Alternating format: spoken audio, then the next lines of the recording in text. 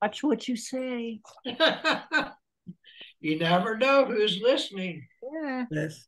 You protect us well, Steve. I'm trying. Difficult times, right? Oh, while we have a moment, I'd like to thank whoever thought about getting this Harvey Fields book. It makes life so much easier. Yes, it does. Rabbi.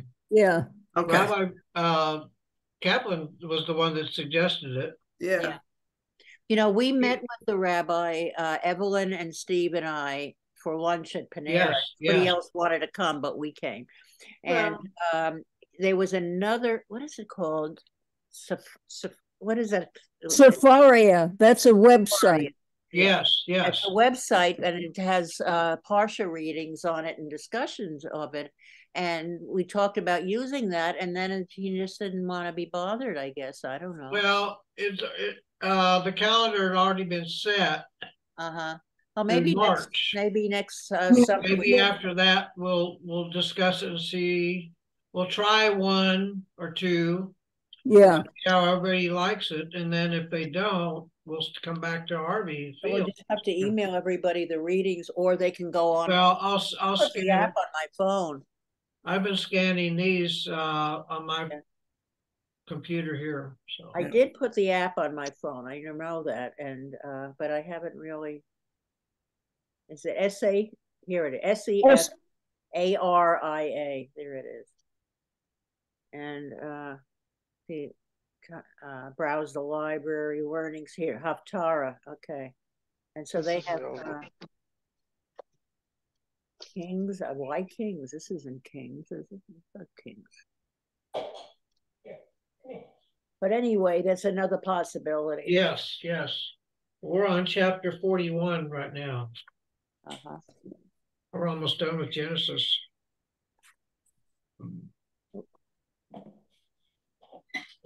So this is in Genesis, right? Yes. Yes. Yeah, we're still in Genesis. Haven't gotten to Exodus quite yet. Not yet. We got to get Joseph has to die first. Got to knock him off, all right? Fine works.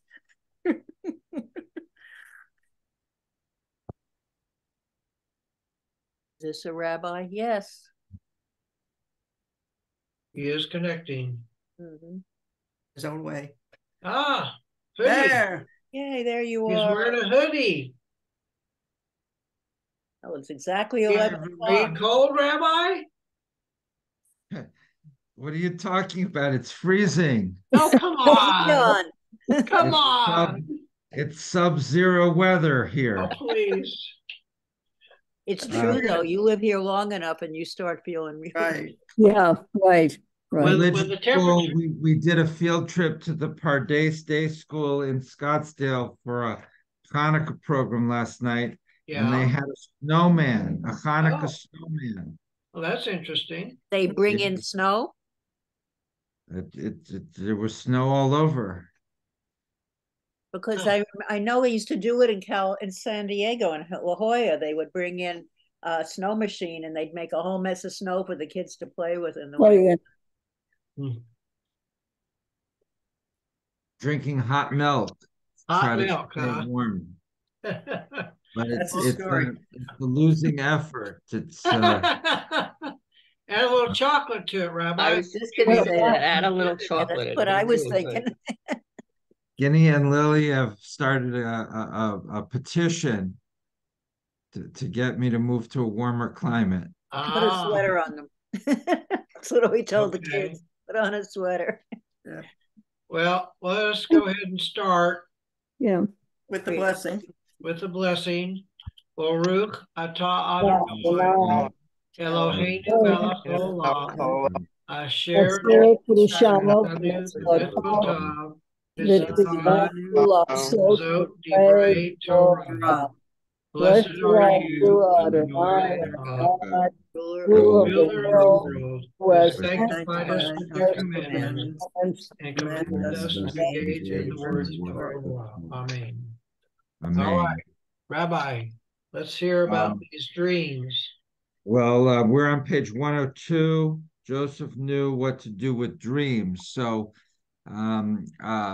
as you're aware, one of the most important developers of modern culture is Sigmund Freud, the Jewish psychiatrist from Vienna. And Freud is a brilliant guy. He was not right about too much, but he was interesting about everything. And one of my biggest failures as a rabbi was in Alabama. I started my service on a Friday night, and I see this psychologist walks in about 3 minutes late. So I had prepared a sermon on this week's Parsha, and I changed it completely on the spot to highlight Freudian theory of dreams. And I was so proud of myself that I was able to completely switch what I was going to talk about on the cuff. Wow. And afterwards, I went over to him at the Oneg and expected him to say, Rabbi, what a coincidence that you talked about Freud. You know, I studied him in graduate school and everything. But that did not happen. He says to me, I hated your sermon. I hate Freud. He was wrong about everything. And he just kind of went and grabbed some more celery sticks or whatever it was we had there and walked away. And I was really dumbfounded by his response.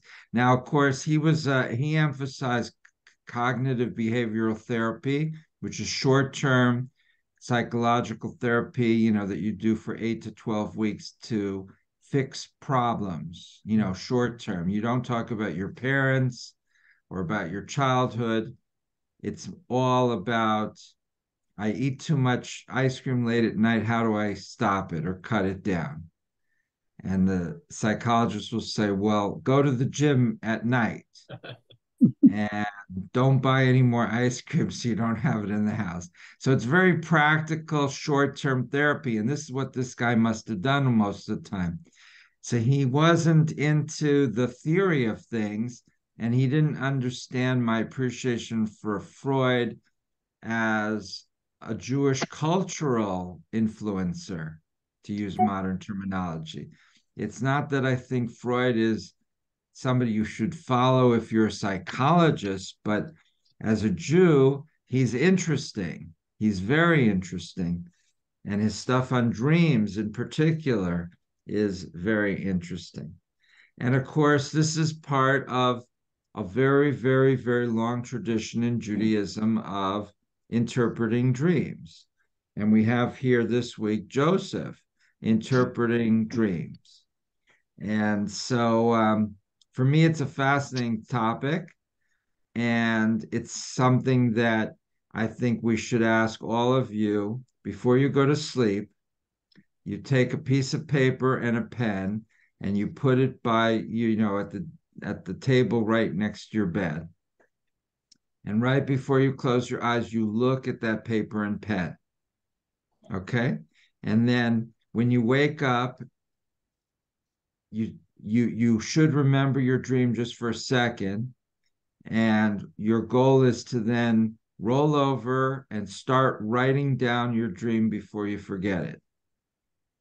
And if you do that for a while, you'll get in the habit and you'll start remembering your dreams and you'll be able to write them down. Some of you probably, you know, anyway, just remember your dreams without writing them down, which is great, but many of us don't. But this is a technique to try to remember your dreams. Now, interpreting your dreams is another element. So anyway, that's what we're going to talk about here. Joseph's a dreamer. Joseph's an interpreter of dreams. And it's a fascinating, fascinating episode. Okay, comments? Yes, Richard. You might say that Joseph was the first Freudian some 3,000 years ago or 5,000 years ago. Another good Jewish guy. Yeah. Now, did you study any Freud in medical school or anything like We that? did, yeah. Well, Freud and some of the others, and then Pritchard, I don't remember. We only had in medical school. We only had a little bit of psychiatry. I took psychology in college, and I remember talking about those things. We had to submit to uh, uh, a test that the graduate students were giving. And it was a simple test. In those days, they didn't have computers. So what you did is they had pieces of paper, like 15 pieces of paper. And the top, very top piece of paper, they were written like 40 words. And you could not really understand any of the words because it was so smeared. By the time you got to number 15, every word was clearly typed out. And so I went down the list and list and list and list and list. And there was one word I could not get until the very last page. And I realized things that you hate, you try not to recognize. It was the word rape. This day, I remember that test. The word what? Rape. To rape Rape. somebody, yes, assault, rape, assault on somebody. So negative things you'd be able to read less. Right, yes, and that's one of the things I learned. Negative things, people push away. All right, other responses to about dreams, anything like that? Liz, is that a hand? No. Okay, Evelyn and then Marcia. Okay, you have to admit that innately Joseph had an acute understanding of human behavior and motivation, because this is something he was obviously aware, a skill that he was aware of, and he utilized it.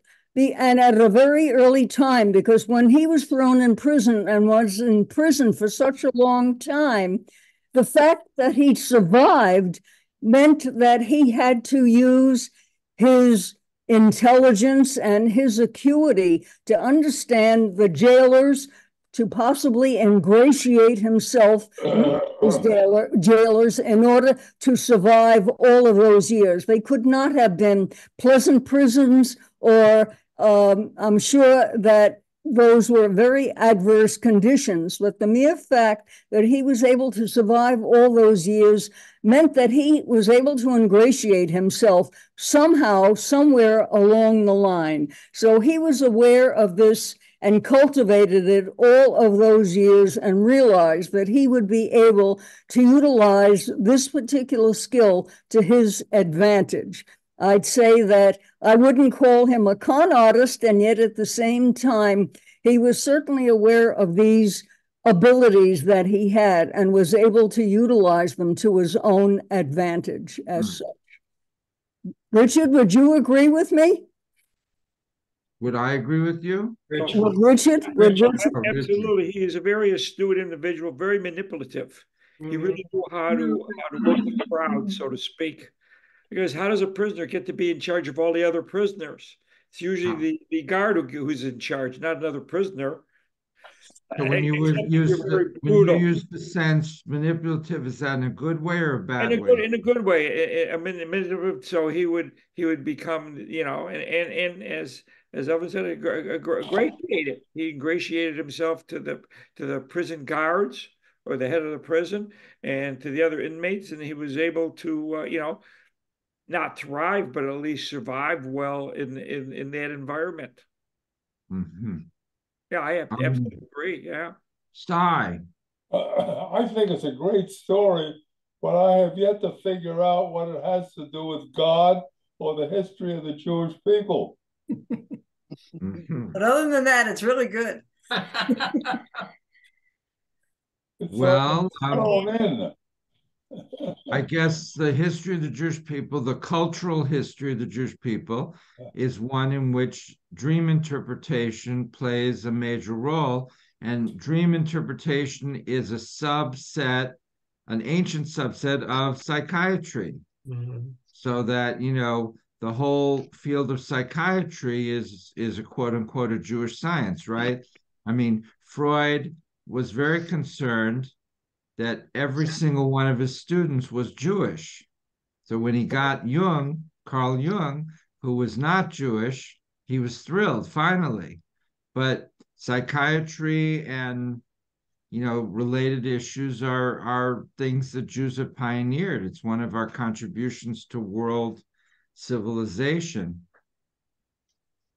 I mean, they wouldn't write books like that anymore, but there was a book, about 80 years ago, I think Cecil Roth from England wrote it, The Jewish Contribution to Civilization, to World Civilization.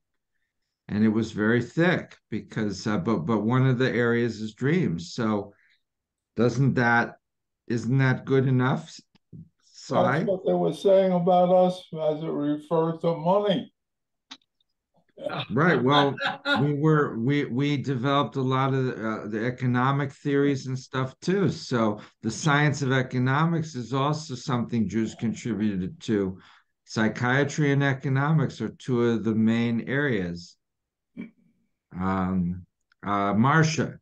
Well, first of all, I'm admiring Donna's cat. Very pretty. Thank you. She knows it.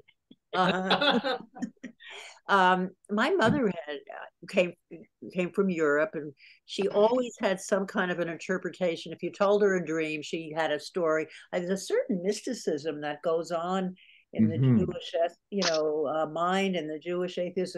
They try to make stories up about your dreams, or the Joseph with the sheaves of wheat bowing towards him, his sheaf of wheat, or whatever the story was.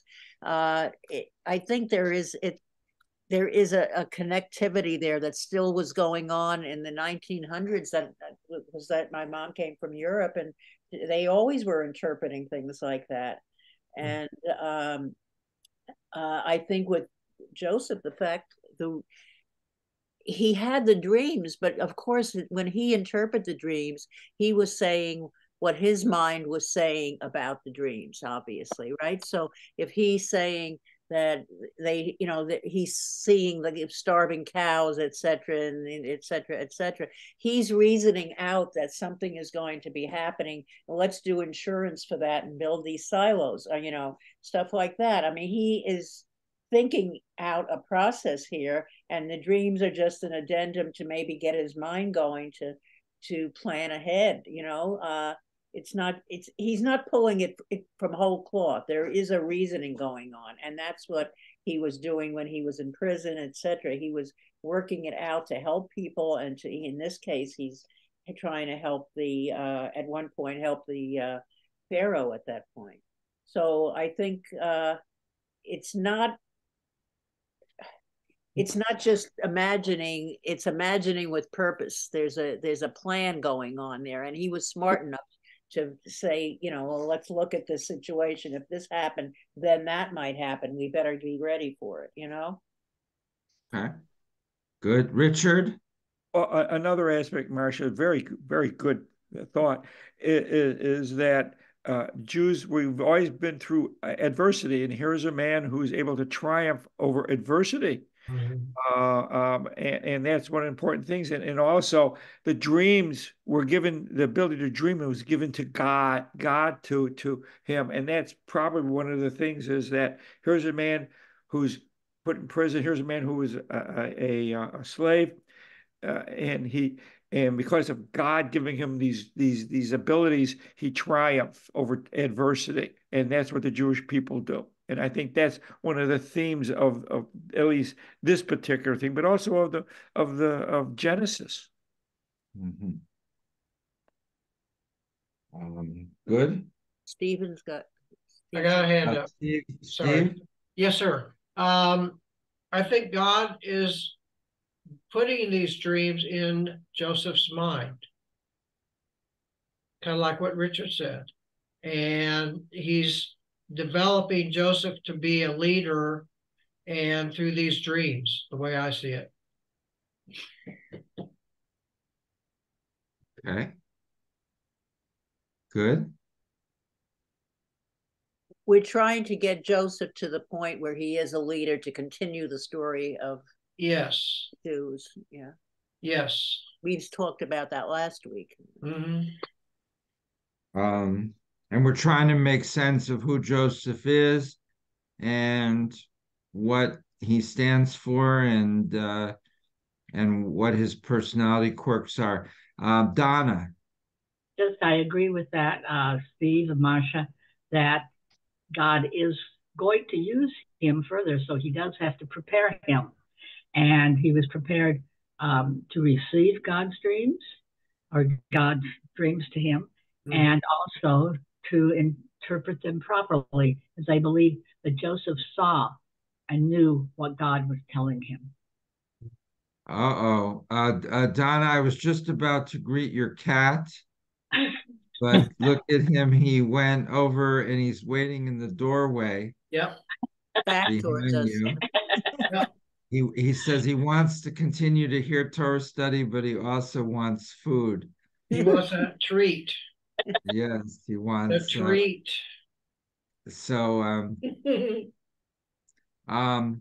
Yes, Pam. Rabbi, can you remind me what Joseph's history is? Who are his people? Well, he's one of the 12 sons of Jacob. He and Benjamin are the two that are sons of the most beloved wife, Rachel, who dies very young. So Jacob had tried to marry her, and then the father-in-law fooled him, and he ended up with the older sister, who was very ugly. And then the father-in-law gave him a special deal, 2 for 1. So he could marry Rachel as well, like a week later, but he had to work for another 7 years afterwards. And so, and then there were the 2 concubines as well.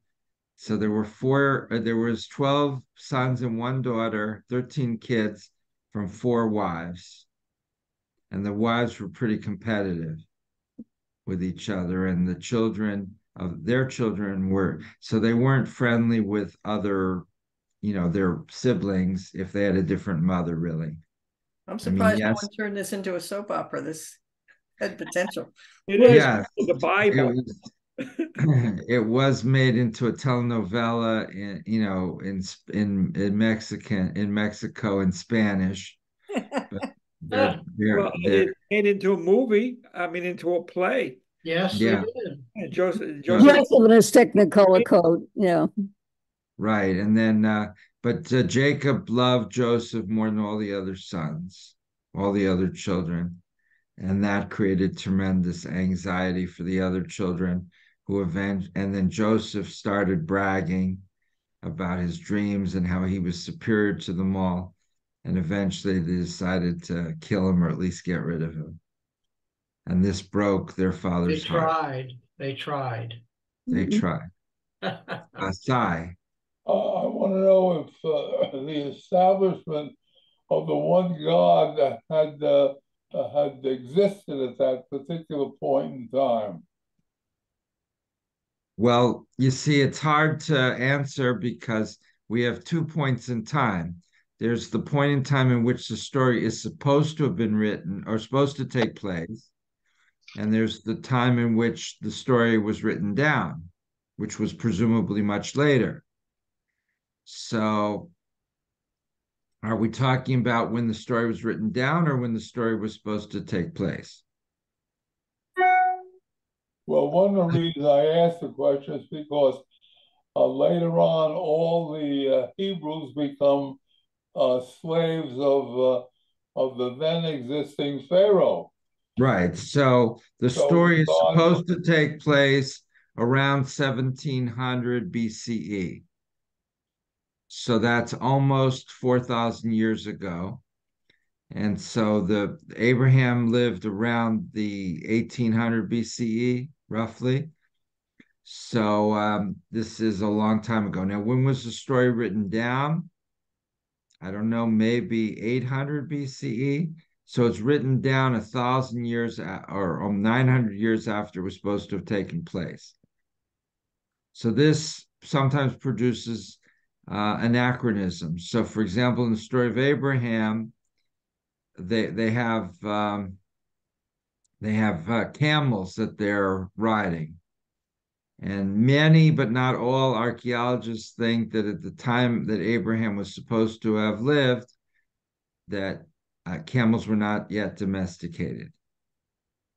Now, could be they're wrong and they were domesticated, but it's an example of how the people writing, didn't know everything about the time in which they're writing about, that this is much later.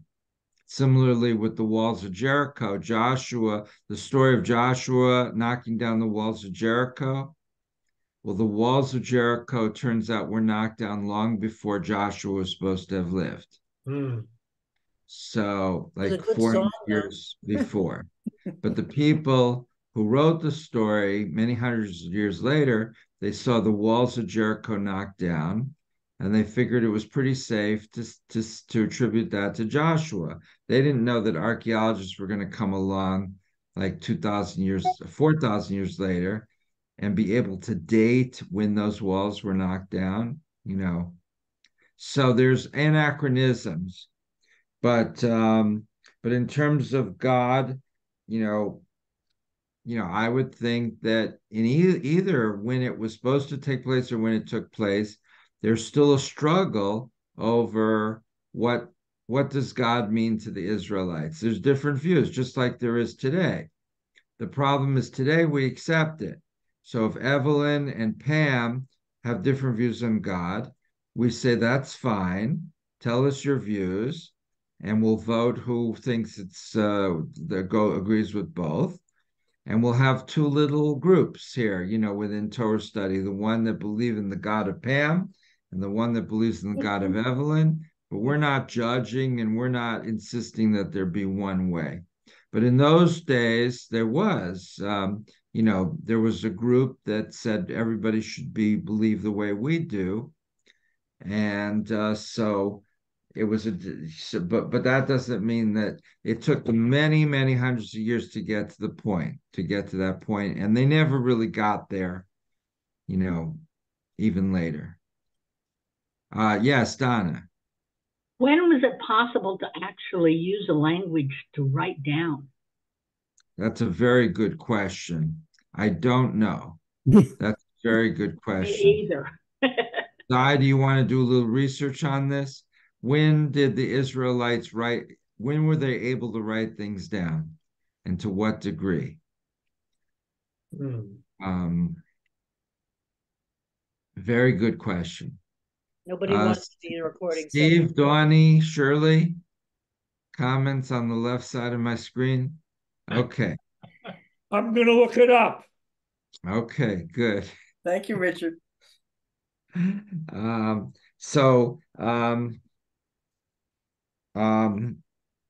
This morning, I'm going to start with the little box, but before I do, I have a story. This morning I do my Hebrew lesson, and we're reading. This is a novel.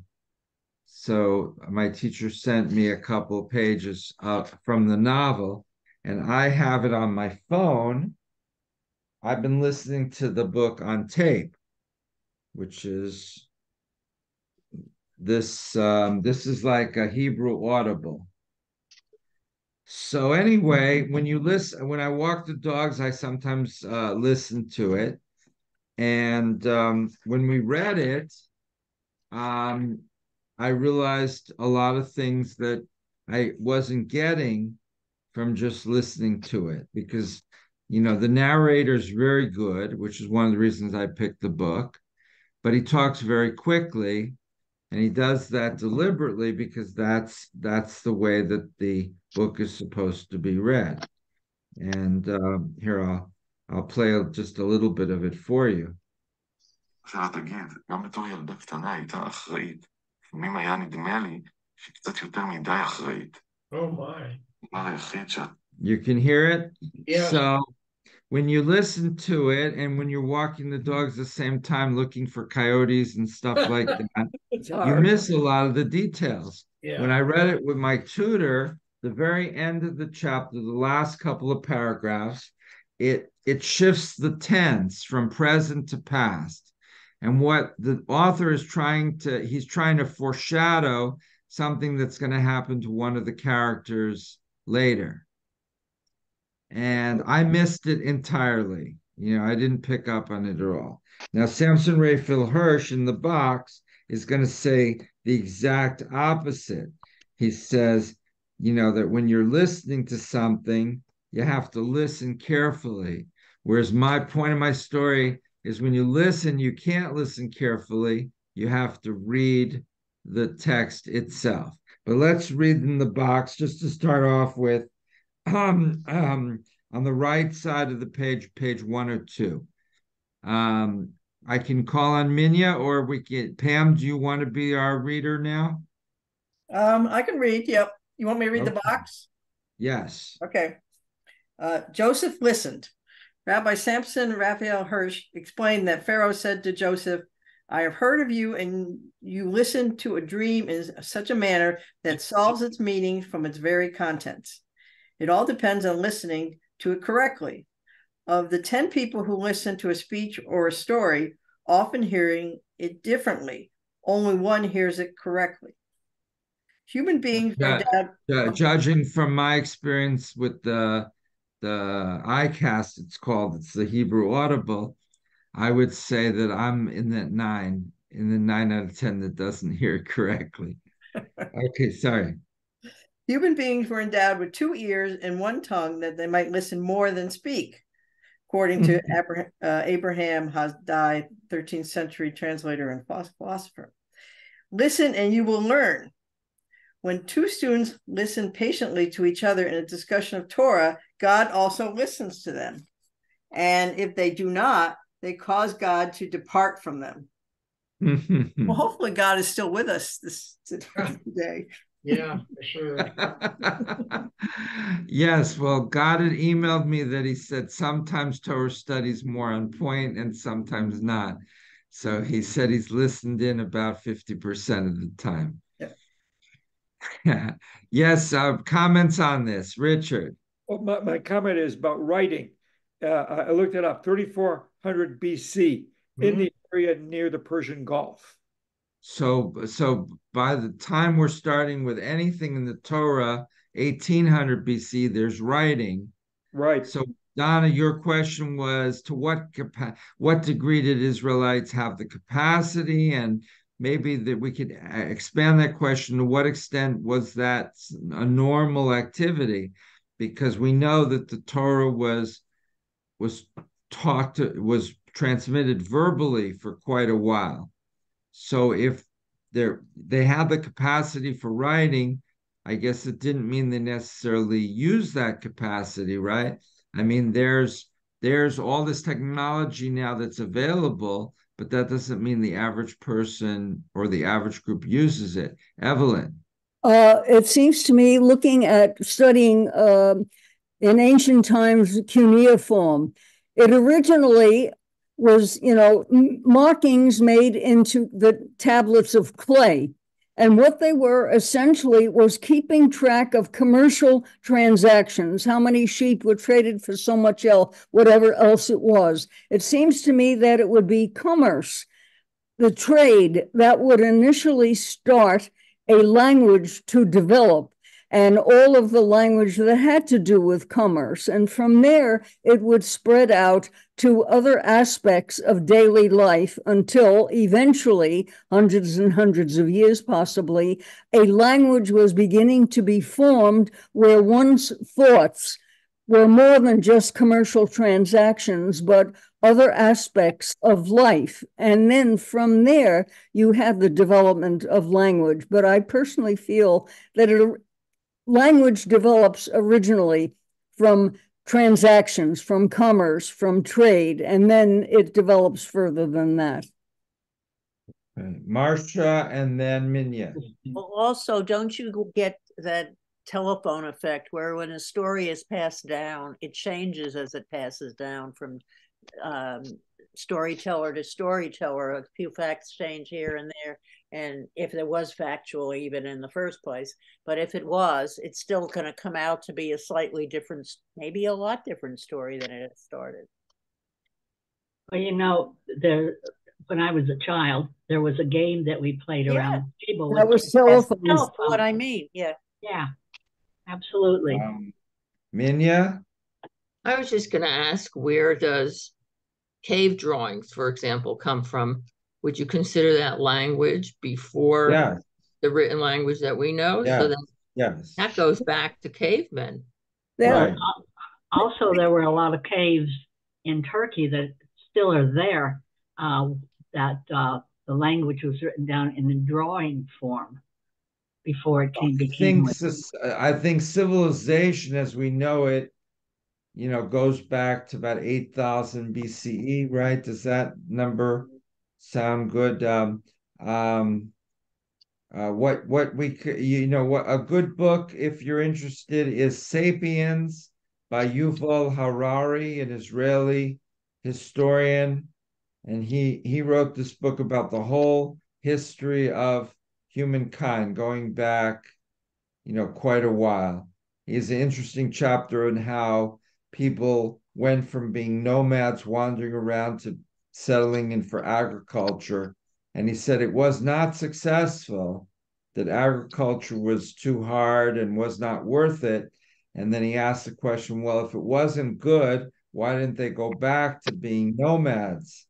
And the answer he gives is that, well, once they settled into being sedentary and they had farms and houses, they'd invested too much to just abandon everything and go back to nomadic way of life, even though nomadic way of life had worked out better in according to many criteria.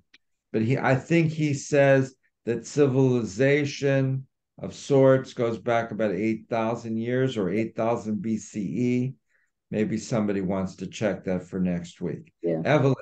I was just going to comment the pictographs that have been described when on the caves.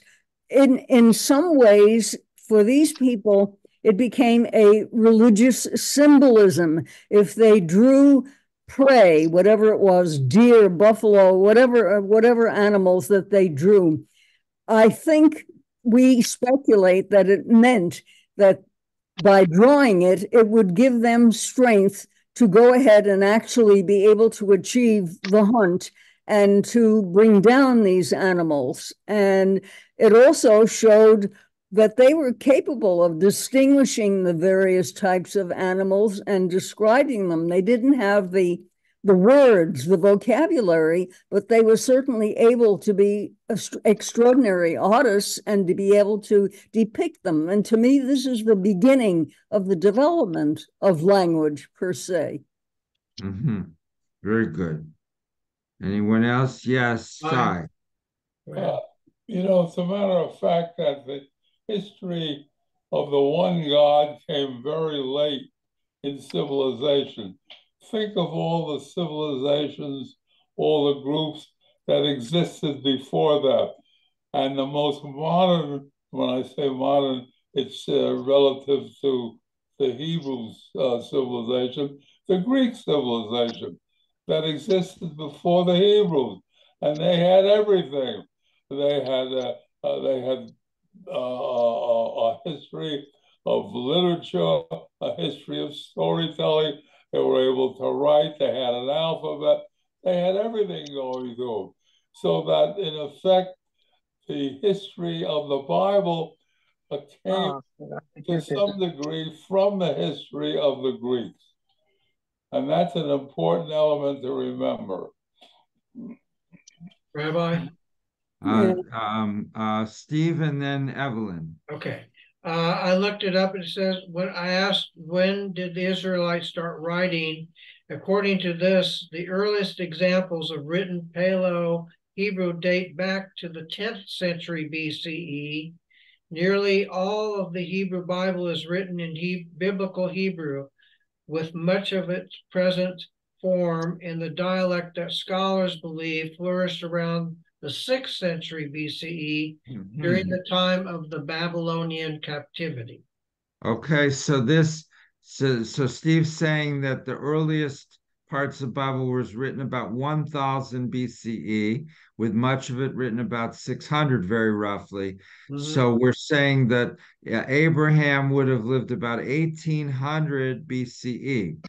So for whatever reason, even though writing had been discovered, Israelites did not use it for about 800 years. So there were these verbal stories running around, maybe for 800 years, maybe longer, maybe less. Hard to say, but there was a period of many hundreds of years where Israelites did not write things down for whatever reason. The story I heard is that they couldn't decide whether to go with Samsung or Apple, and, they were waiting for they chose Dell instead. So they didn't go with either, and there was apparently the credit card was closed down at one point, and they just couldn't get their act together for a long time. And they said, what do we need those newfangled computers for? We can just tell stories around the fireplace, and that works fine. Okay, who was next? Steve, Evelyn. I disagree that the stories changed over time. It is conceivable because there are cultures that were insistent that when a story was told, it was learned and repeated precisely as it had been spoken before and continued that way. Many Indian cultures are like that, and there have been other cultures that existed where it was critical that the storyteller, the shaman or whoever it was, learned the story, passed it on, and kept it about as accurately as was humanly possible. I'm sure changes did occur, but it is also possible that it is as close to the original as was intended. So we don't know, it's pure speculation. It could be as close to the truth as possible and maybe not. It's your guess is as good as mine, but I disagree that stories all get distorted. Some do, and some maintain their veracity over the years. Okay, well, I vote for that. That's publicity. Yeah, okay, me too. I would like to think that Evelyn is right. Okay, Evelyn's made some friends here just now. Oh. Okay, Pam, turn to the left side. Perik Olive, Joseph knew what to do with dreams. Page 102. 102. Right where you were reading, but you read on the right side where the box was. We're now starting to begin. Okay, so we have already encountered Joseph. Start there. Yep. Yes. Okay. We have already encountered Joseph the dreamer. At 17, he dreams about his brothers sheaves bowing down to him and the sun and the moon and 11 stars. His parents and brothers also bowing to him. These dreams, as we have seen, anger his brothers and make Jacob suspicious about Joseph. Some years later, while he is in prison, Joseph the dreamer becomes Joseph the interpreter of dreams. He accurately predicts the future for Pharaoh's former baker and cupbearer. The baker will die, and the cupbearer, he forecasts, will be restored to his position in Pharaoh's court. Now, in our Torah portion, Pharaoh's cupbearer bearer recalls Joseph's interpretive powers. Pharaoh has dreams that neither his advisors nor magicians can explain. The cupbearer informs his ruler about the Hebrew youth who understood his dream and predicted the future. Pharaoh is impressed. He frees Joseph and brings him to his court so he can tell Joseph about his own dreams. Keep going? Yeah. Oh, when Joseph arrives at court, Pharaoh greets him and says, I heard it said that for you to hear a dream is to tell its meaning. The Hebrew verb here is tishma. It derives from the root shema, meaning that not only hear, but also comprehend or understand. Apparently, Joseph's success in interpreting the dreams of Pharaoh's wise men and magicians could not decipher had to do with his special listening skills. Some commentators speculate that the Pharaoh's servants probably heard about the king's description and then rushed off to consult their books on dreams. Instead of paying careful attention to Pharaoh's unique experience, they looked for an already accepted theory and explanation. As a result, they concluded that the dreams were two separate predictions of disaster. Okay, you can stop there. Comments? Well, Evelyn. Joseph brought a new way of thinking to the dreams. The court felt that they had to rely on what had gone on in the past, and Joseph, being very astute in understanding human nature and his ability to listen and interpret it, brought a new way of thinking, in a sense. And the Pharaoh was obviously open to these ideas, which is unusual, but okay. It, I think psychologically, Joseph was far more astute than even we tend to give him credit for. He really was a good student of human nature.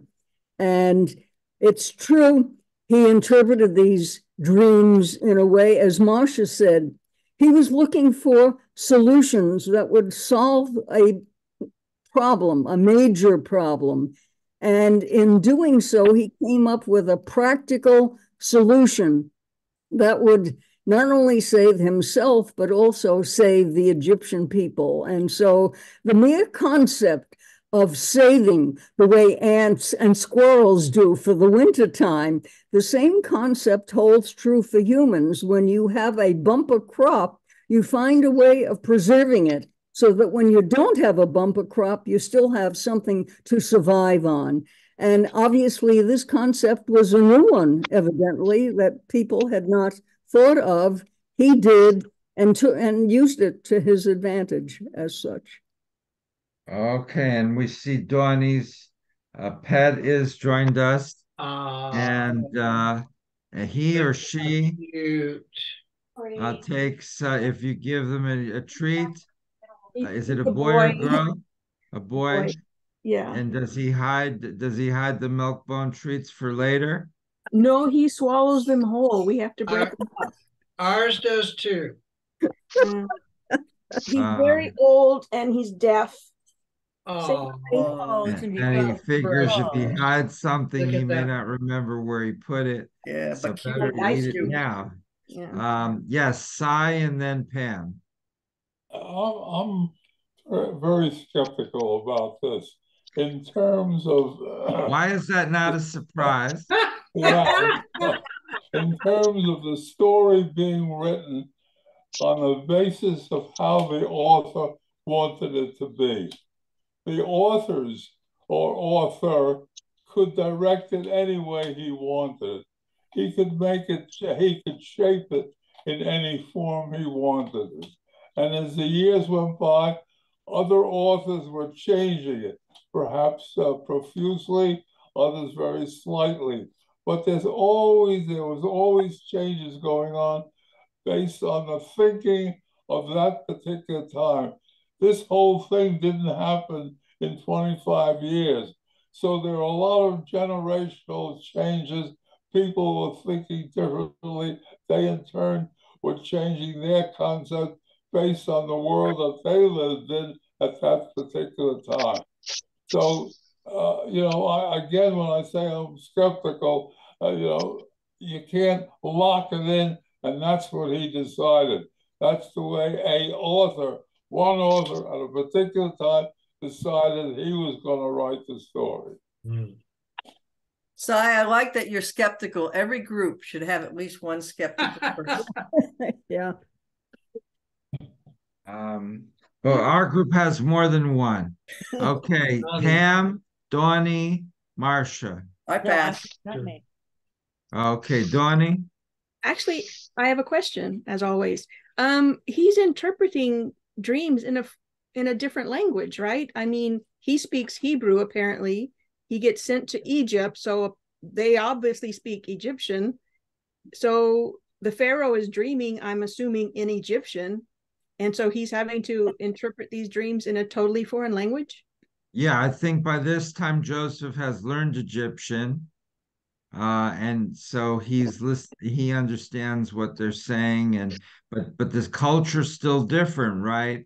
I mean, it's a very big question. Like I have I have a friend who went to Israel and she's a psychologist, and to do either psychology, either as the patient or the analyst, when people are in a different language, even if you understand that language, it's different culture, there's different symbolisms, things indicate, there's especially Israel versus America, the mentality. It's not just the words, it's not just knowing, you can understand the words, but you don't understand what they mean because they're so different. So yeah, but he was able to do it somehow. I mean, and they kind of imply it's a whole new profession, right? Pharaohs, magicians, and advisors. Advisors and magicians, neither group can explain it. And because they're not psychologists. And Joseph's clearly the first, he came before Freud. And he's clearly the first psychologist. He's innovating a whole new profession.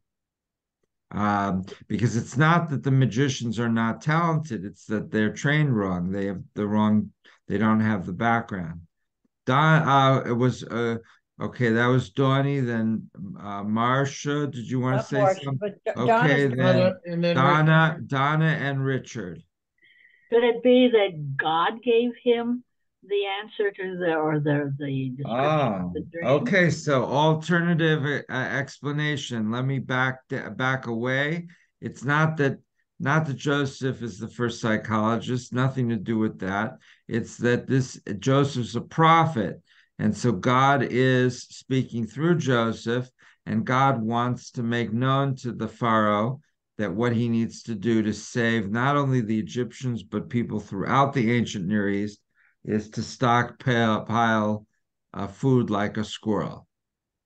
And so Joseph is a prophet, and that would also explain why the advisors and magicians couldn't come up with the answer. They weren't speaking on behalf of God. So that's a completely different approach. Yes, very good. Richard. Well, that's basically what I was going to say, except I don't know about a prophet. But one thing is, remember, this is a Torah. It's God's relationship to humans and all the power what God can do, and the story of a people, our people, the Jews. So we have to put God in there, whether you're an atheist or not, or God fearing, because this is the story of God and the people. And I agree with you, Rabbi, that Joseph probably was a prophet given the ideas through God. And as far as Sai goes with the idea that, well, some guy could write this story. I don't think that there was that freedom when a person or persons, whoever wrote this particular segment, they actually had centuries of oral knowledge on this. And so they followed as precise as they could the oral knowledge. They didn't probably divert and theorize themselves. Mm-hmm. So the people writing it down are trying to be faithful to the oral traditions. Right. And remember, these are probably very God-fearing people. But subconsciously, they may have felt that they could improve things. Oh, that's very Freudian. Subconsciously, of course. All right, well, I don't know. Okay, who is next? Pam. Rabbi, can I ask the question, where do we get the expression God-fearing? Because as a people, we don't seem to be God-fearing. Yirat Shamayim, I think it's in the Bible. That's where it started. I think so. Yirat Shamayim is fearful of the heavens. Okay, thank you. And we in the and this is interesting. One guy that resigned from the temple several months ago, and I hadn't been exiled from the membership committee yet. And so I wrote to all of them, say, why did you resign? And most of them wrote back things that either weren't true or, were just, fact, like I moved to Nebraska or something like that.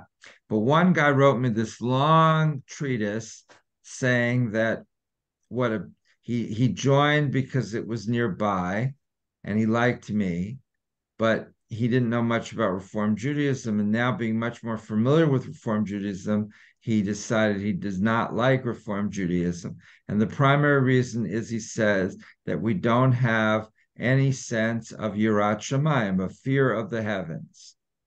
And he says he kept waiting to hear that we're fearful, even on the high holy days. He said it was all about, reconciling and, becoming a better person and building better character. And Richard, are you okay?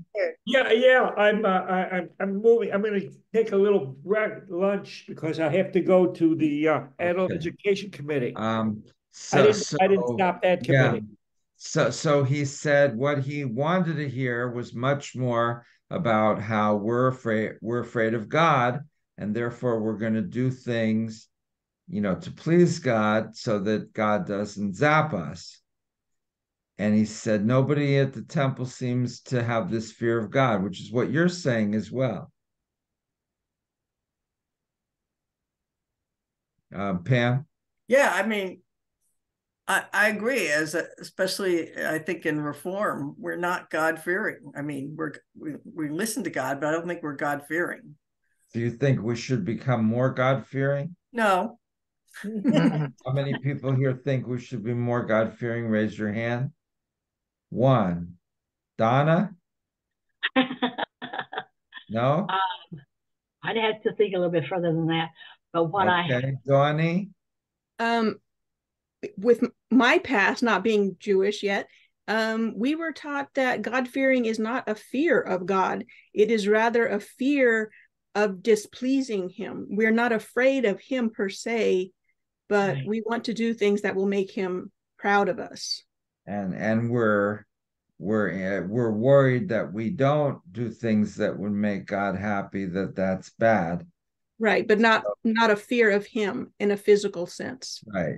Great. Yes. Steve, so you think okay, here's my reasoning for being God-fearing.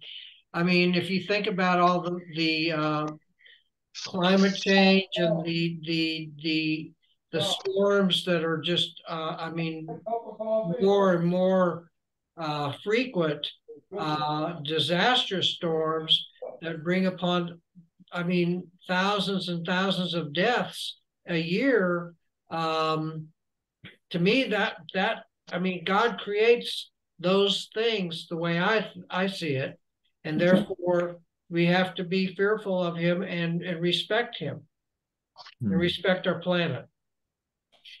I agree with that, and also that we should be trying more than to be afraid of God as such. Respectful. What they're saying is to do what he says so that we do please him. But we still live in a world where disasters happen and good things happen to bad people and bad things happen to good people. But if we are in right mind and heart with the Lord, then we've done what we can do. Okay. Shirley, God-fearing? No, respectful. Okay. Yes. So, Bernie?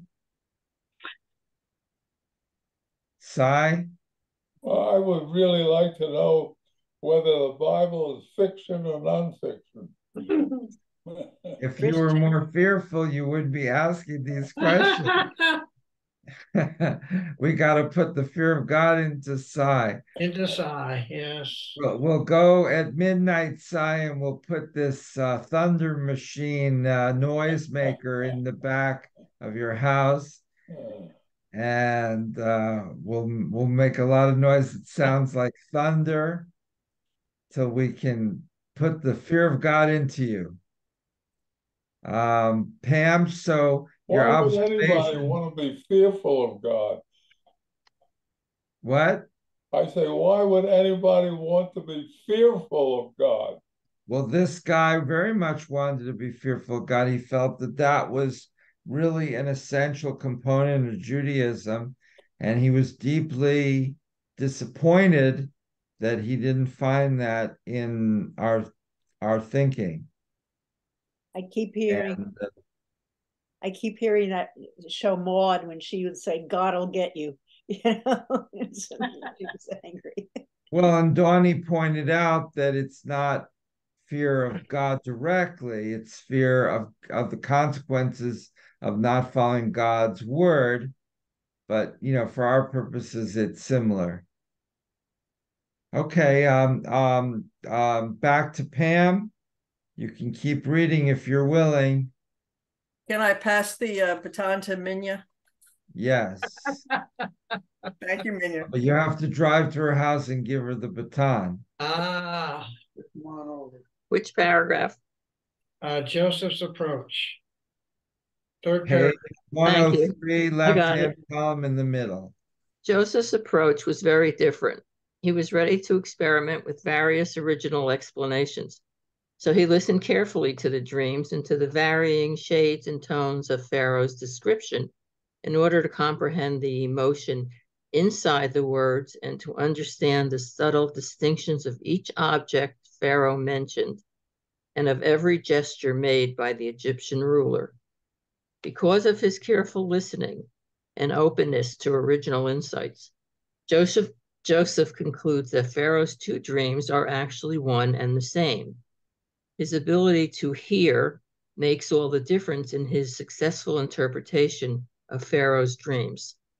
But Joseph does more than offer interpretations. Psychologist Dr. Dorothy F. Seligs, in her study of Joseph's personality, calls attention to the fact that he also presents Pharaoh with a plan for dealing with the situation. Grain is to be stored throughout the land during the period of plentiful harvest in order to provide for years of famine.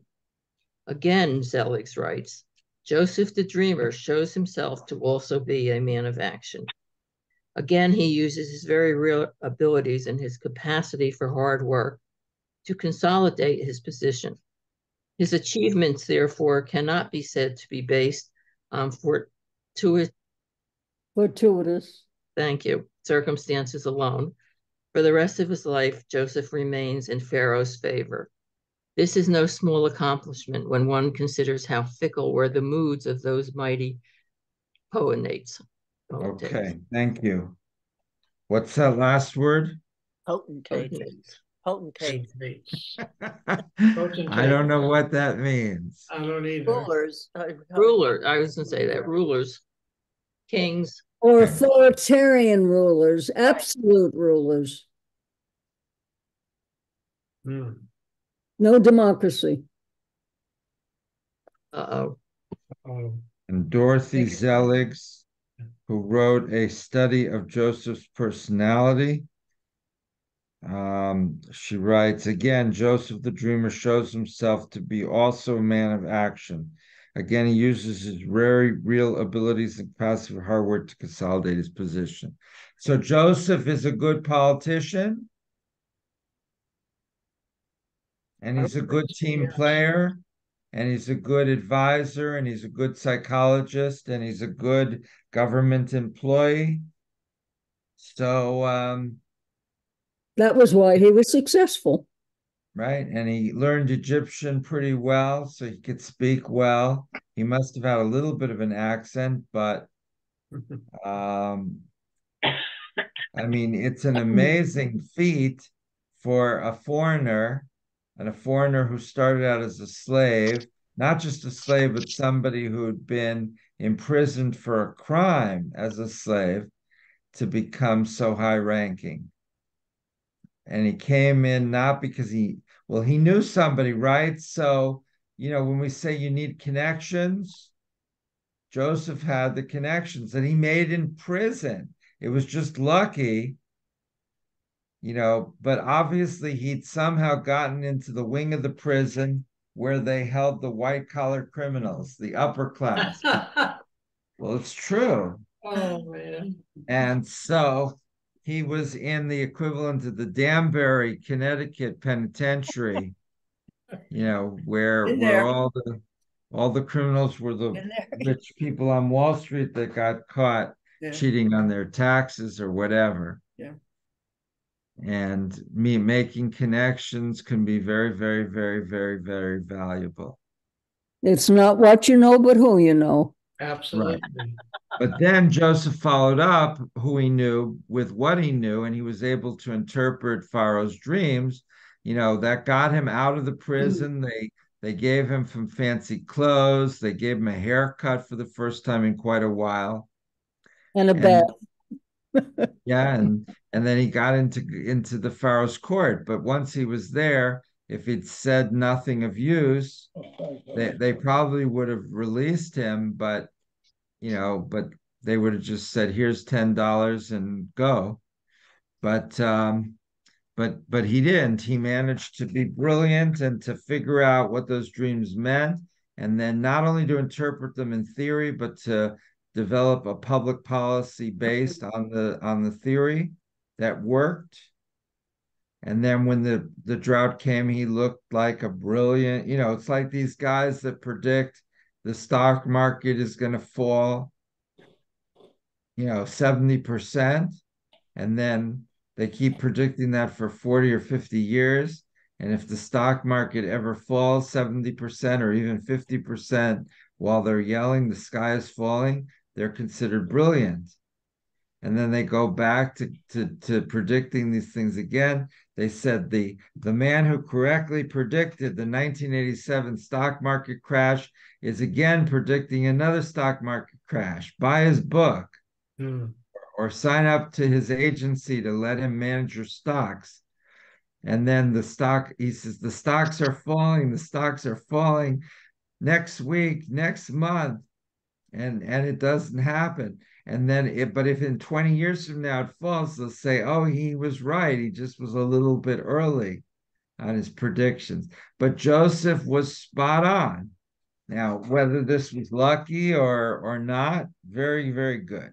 Comment. Good politician.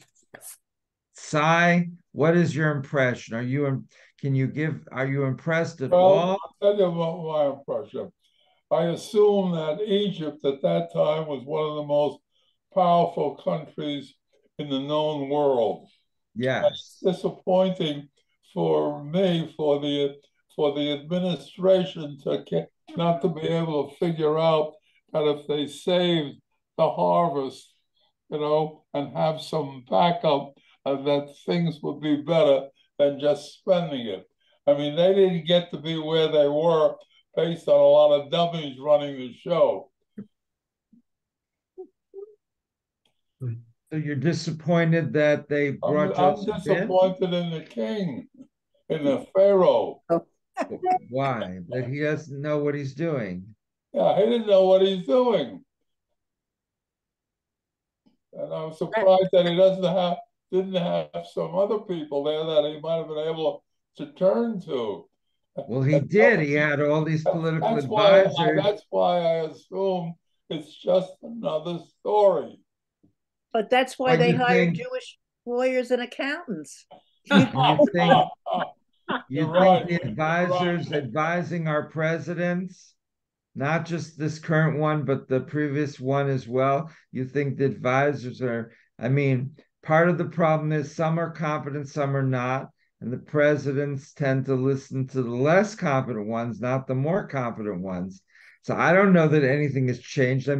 Surely he had good advisors and bad advisors, and the problem was he wasn't listening to the right people. Marcia. He was listening to what he wanted to hear. Yeah. And Joseph came in with a good idea. He actually did listen. We can't condemn the king, and in retrospect, we can approve of Joseph, but we can't be condemning the king and his previous advisors. And as I said, even the most anti-Semitic people will say when they want an accountant or a lawyer, they'll say, get a Jewish one. Get a Jewish one, right? Or a dentist, they'll say. Or a dentist. Yeah, because they had to work harder and be smarter to get into the professional school. Therefore, they were innately superior to anyone else. There's another question that it occurred to me that when we were studying about ancient Egypt, the pharaoh, the male, was always married to one of his sisters. And after a while, they became inbred. And this is known fact. And so I wonder if after a while in a particular dynasty, that after a while they became so incompetent, mentally defective, or ineffective that someone else was able to take over and create a newer dynasty, such as the one we read about when Joseph and his brothers finally settle in Egypt. And then after 400 years, a new dynasty is formed, which meant that somehow or other, the new person was able to conquer the old dynasty, eliminate them, and establish a new one. And I'm wondering if this isn't partly the problem with the pharaohs making poor judgments and relying on their various advisors as such. It seems to me it would be just a simple biological fact that they were not as bright as they might have been had there been a better infusion of new blood, shall we say. Okay, well, you can blame the advisors or you can blame the advisee, and we don't know who this pharaoh was. There's a theory that there was this group that had invaded Egypt, and that this pharaoh was one of the kings from the invaders. So who knows? Okay, Marcia.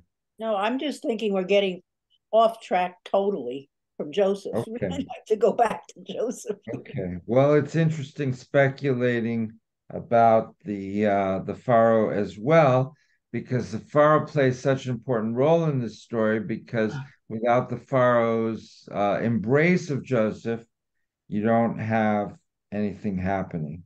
But he knew a good idea when he heard one, so we'll have to give him a positive on that. Okay. And they didn't have scrolls in Egypt, so they couldn't copy the scrolls. Sai.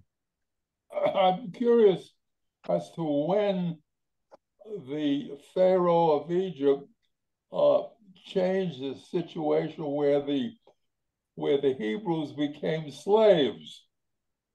At what point in time? Now, how many, I don't remember, but how many Jews left Egypt when they, for Passover?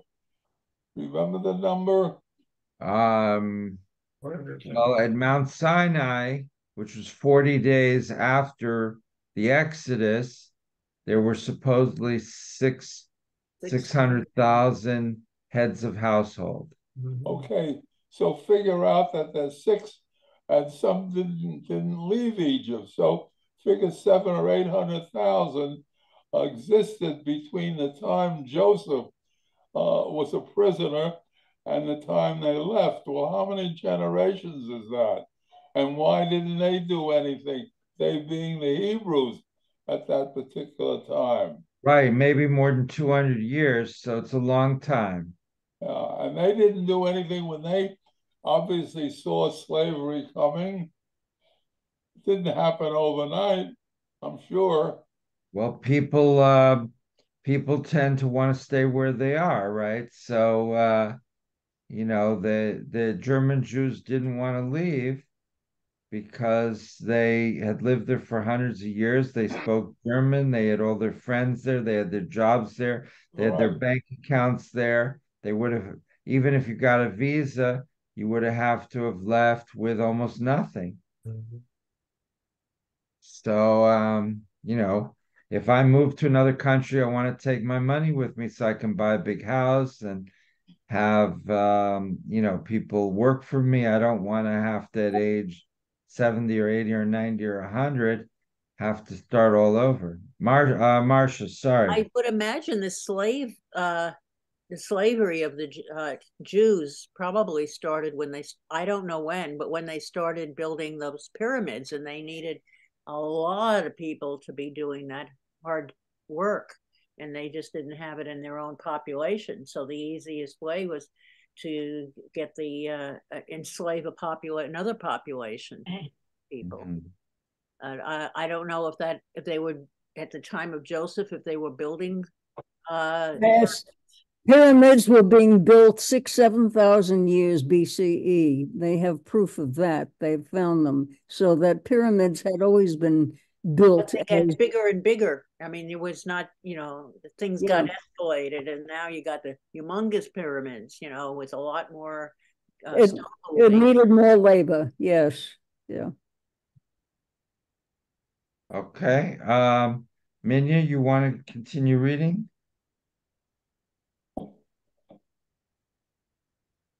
Rabbi Mordecai? Question. May I ask a question first? Yes. Is it unusual, like it said, that this psychologist, Dorothy Zeligs, studied just Joseph's personality?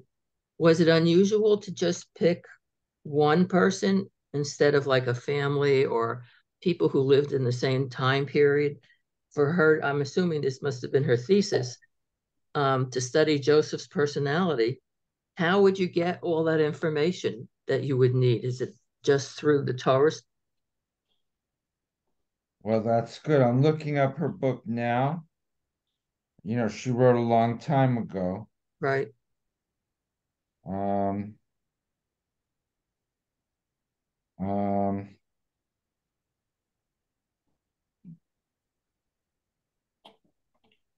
You want me to go ahead while you're looking? Well, give me a second. She's got quite a few books. I never heard of her because most of her publications were in the 1950s.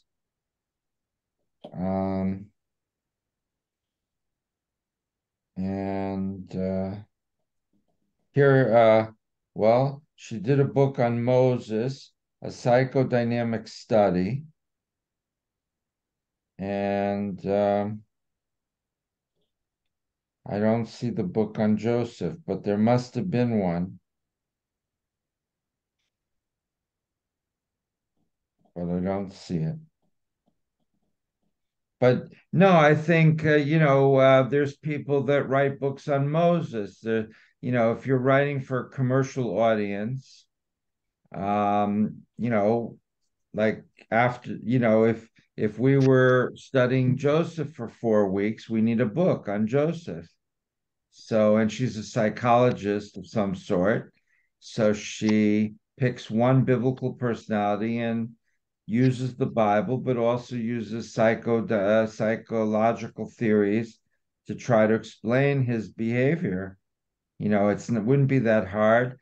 His father favored him. His brothers despised him. His mother died when he was young. You could, just the mother dying what happens with boys when their mothers die young? You could build the whole book about that. And you could argue that Joseph's subsequent life is in many ways a direct response to losing his mother young. Okay, thank you. Minya was right in saying you can't just hone in on that individual. You have to know the entire gestalt, as they say. You have to know the family, their circumstances, their relationship to others. You cannot isolate one individual and psychoanalyze him only in that particular context. You need a larger context in order to make sense out of it. So I think Minya was right when she said you can't do just that one person. You need much more than that. You need the culture of the whole society to understand it. But she knew that from the Torah. She had the stories around his family. Okay, in the very back of the book, there's a bibliography. So the name of the book is nothing to do with Joseph, The name of the book is called Psychoanalysis and the Bible. That's the book that he's quoting from. Right. So let me see if I can find, published 1974. Right. So it, I guess, is there somewhere. But 1974 is a long time ago. Not too long ago in my life. Ancient history. That was just yesterday. Yesterday. I think that's the year I finished my residency and went into the army. That was yesterday. Well, Amazon does not appear to have it. They've got about 10 of her other books, but not that one. Oh, well, then it can't be too important. Well, doesn't have it. You could say if she didn't study directly with Freud, she couldn't have been too important. Harvey Fields was stretching, I think. Right, well, he was writing for teenagers, so he wasn't too concerned. Okay, Bernie, comment? Do you identify with Joseph? Is Joseph somebody that's a kindred spirit to you, or the opposite? I'm not sure one way or the other. So he doesn't move you very much. Raise your hand, right hand, if Joseph's somebody you either really like or really hate. Well, you mean, in other words, have an emotional reaction to? Right.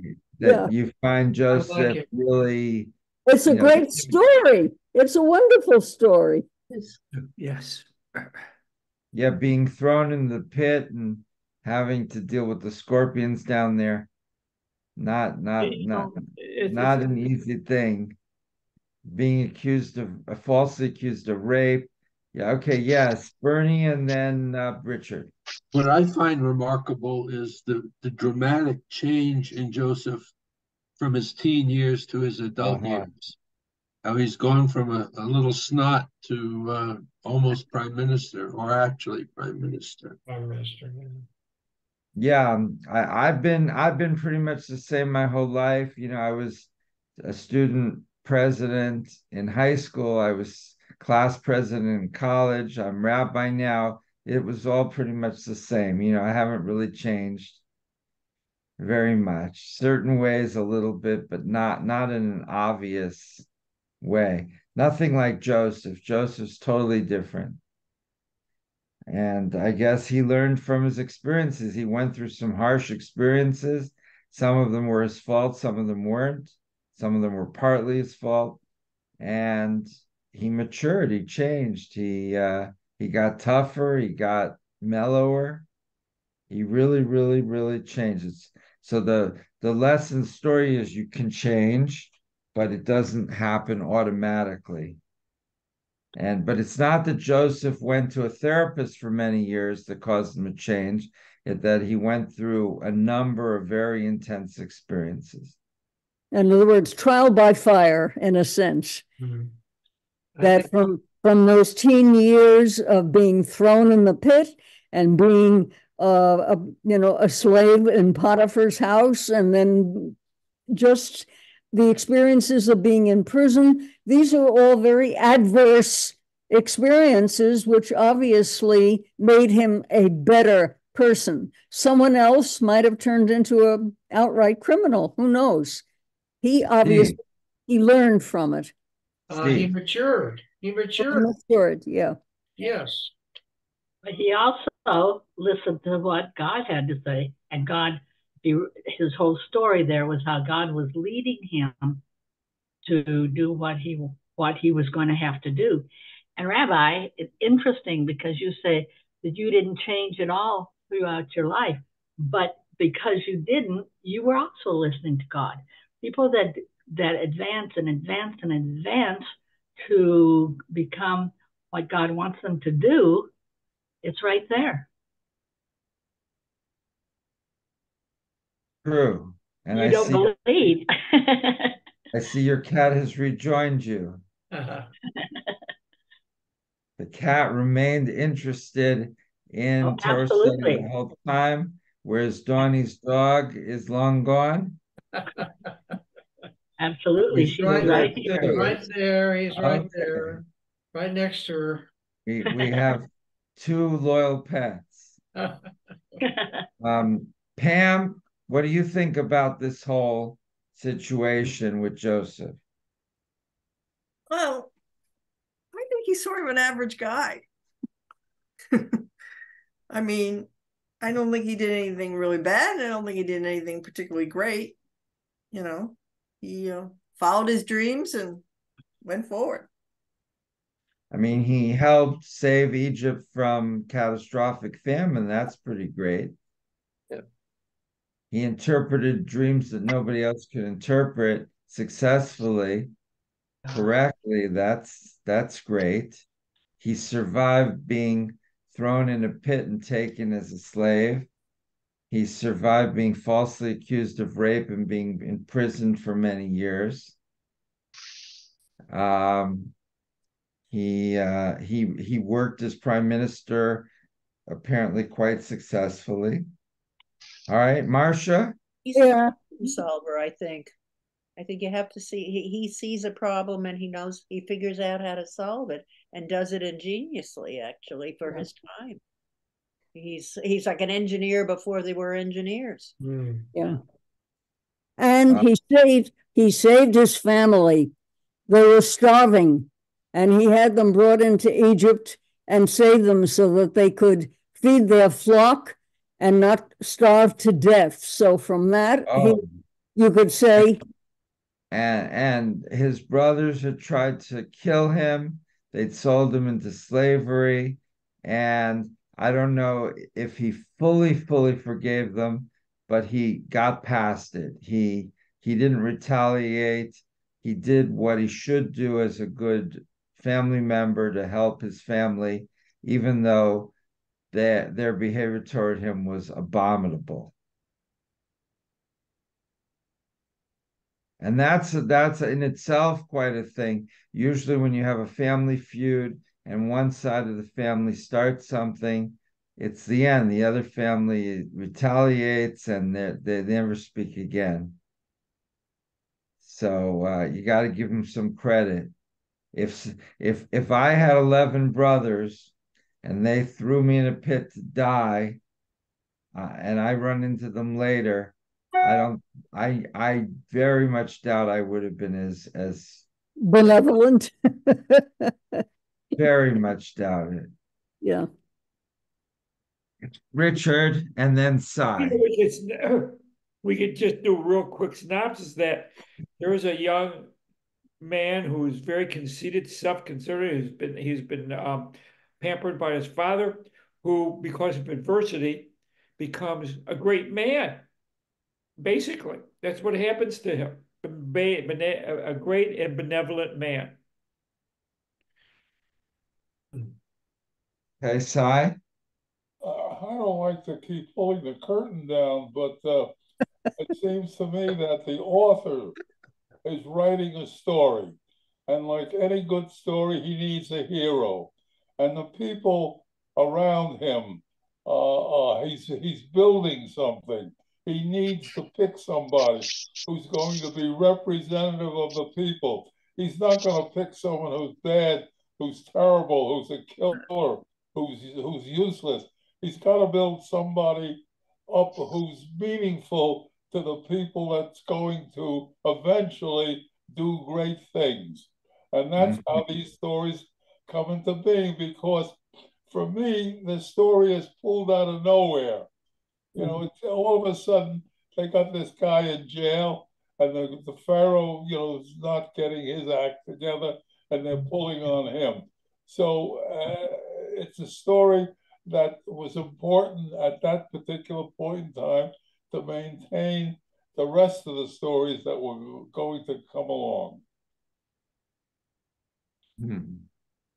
Okay, Donnie, Shirley, Bernie.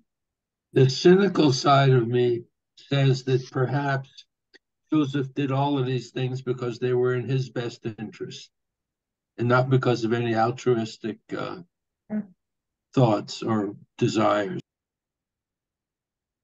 Isn't that obvious? Isn't that how all of us operate? I mean, we all have our altruistic sides, but we primarily have to worry about ourselves and our immediate people. Isn't, is that a negative, Bernie? I haven't thought about that. I mean, you get thrown into this pit and you get sold as a slave. You're worried about your own survival. You're not doing this to help Egypt or to help your family. You're trying to survive yourself.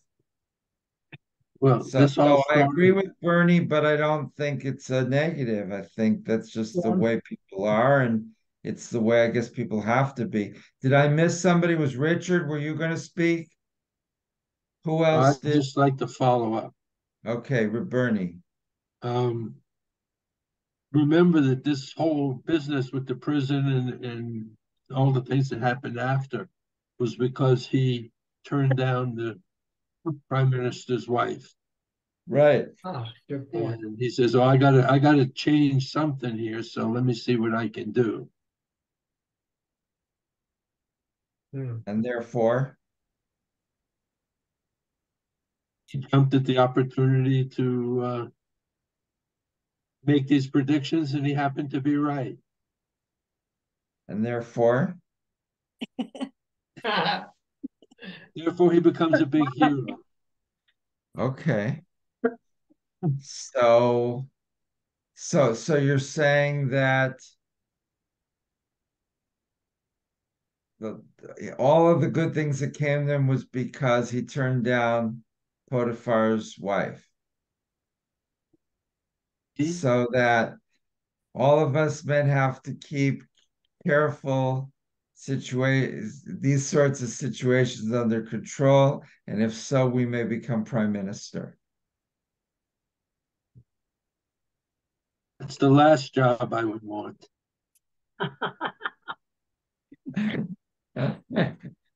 Bernie, you're not a politician.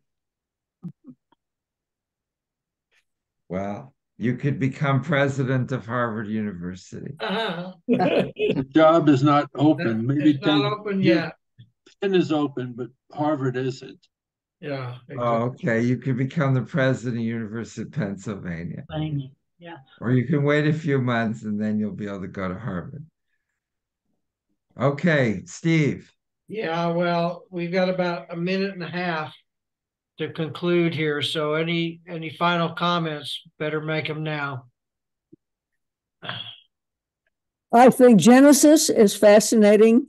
It reads like a soap opera, and one thing leads to the next. It's a wonderful narrative, and it's enjoyable just to read as a story, and never mind the religious connotation to it. In fact, I don't think God really comes very much into this. He did with Adam and Eve, and yet I don't think God seems as important in these narratives that we're reading until we get to the Exodus. And then God's presence becomes much more predominant. Exactly. So, Evelyn, this is exactly what Sai has been saying all the last 90 minutes. Sai keeps asking, where does this connect to God? Where does this connect to sacred history? God doesn't have to be in every single thing. So he's not in the picture for a part of the narrative. He comes in later. So what's the big deal? Are you talking about God or Sai? God, not Sai. Because Sai is old enough to almost have been in the story, right? Right. All right. We need to conclude here with the Okay, it was very interesting today. And if you get sold into slavery or you get bitten by a scorpion, call me any time of day or night. Oh, thank you. Make sure you go to the hospital if you do get stung by a scorpion, for sure. Okay, let us conclude with the blessing together. Baruch Adonai Eloheinu melech haolam Asher asher natan lanu Torah Baruch Blessed